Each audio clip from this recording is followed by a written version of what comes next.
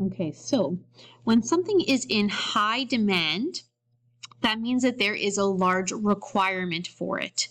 So, of course, it's not only microorganisms that require oxygen, it's every living thing that is inside of that aquatic system. However, when we're talking about biological oxygen demand, typically we are focused on the amount of decomposers in that system. So, for example, when we say here pollution, the term pollution can really be either thermal pollution, so it could be temperature, or it could be essentially dead matter or waste.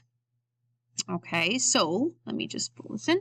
So pollution is really dead organic matter or waste.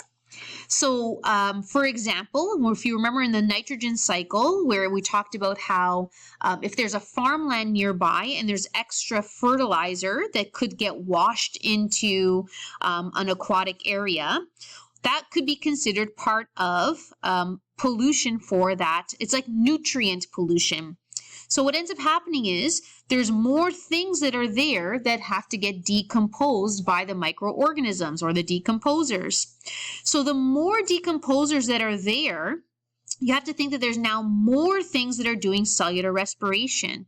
So the more cellular respiration that's happening, the demand of oxygen is going to go up because there is more and more things that require oxygen.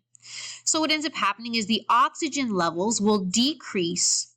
So why would a high biological oxygen demand not be good? Okay, so if you have a high oxygen demand, so let's say here I have a lake. Okay, so here I have some fish.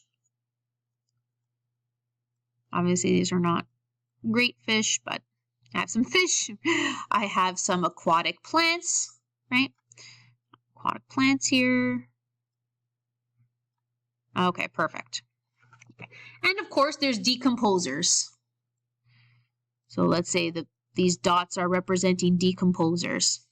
Okay, so a healthy ecosystem has a balance, right? So oxygen is being put out by the plants, right? So the plants are producing oxygen. We have oxygen that is being diffused in from the air. So there's oxygen available here. So what is using up the oxygen? Every living thing. So the decomposers are using oxygen, the fish are using oxygen, the amphibians, whatever happens to be there, including even the aquatic plants.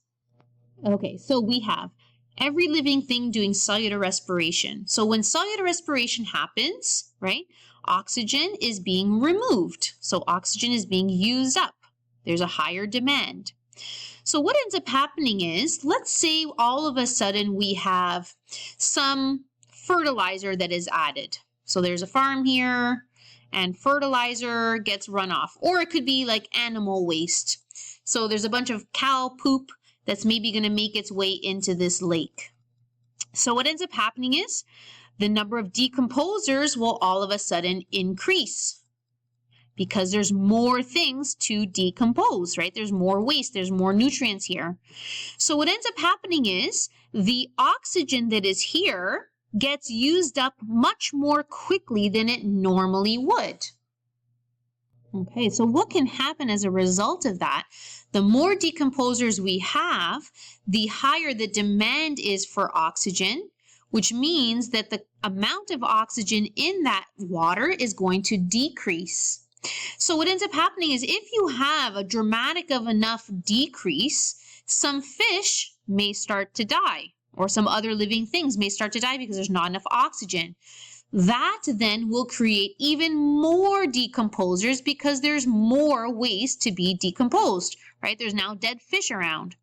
So what ends up happening, this is the process known as eutrophication, which we saw in the nitrogen cycle, because excess nitrates can do this to an ecosystem, but really any nutrient pollution or dead organic matter can cause this effect. So having a high biological oxygen demand is not necessarily a healthy thing for living ecosystems. The last measure of if an ecosystem, an aquatic ecosystem, is healthy is actually the acidity of the water. So we already talked about water acidity actually at the beginning of this lesson, where we looked at how fossil fuel products such as sulfur dioxide and nitrogen oxides can change the pH of water. So most living organisms in an aquatic environment prefer neutral water, which, as I mentioned, is a pH of 7. Anything below a pH of 7 is considered to be acidic. So most fish actually will die if the pH reaches a number of 4.5 or below. Okay, so that is a drastic change. Okay, normally this would take many months or years to see, but something could have happened, right? There could have been something that spilled in the water, some other source of why that pH has dropped so much, but fish and other living things don't do well in pH that is either low or high. So if you have a pH above 7, that's actually classified as being basic. So basic pH is also not good. So this is when you have an excess of sewage that enters into a lake or river system, it will actually cause the pH to go above 7.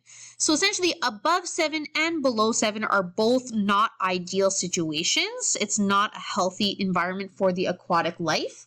Really, we want to be around the pH of 7 or neutral mark.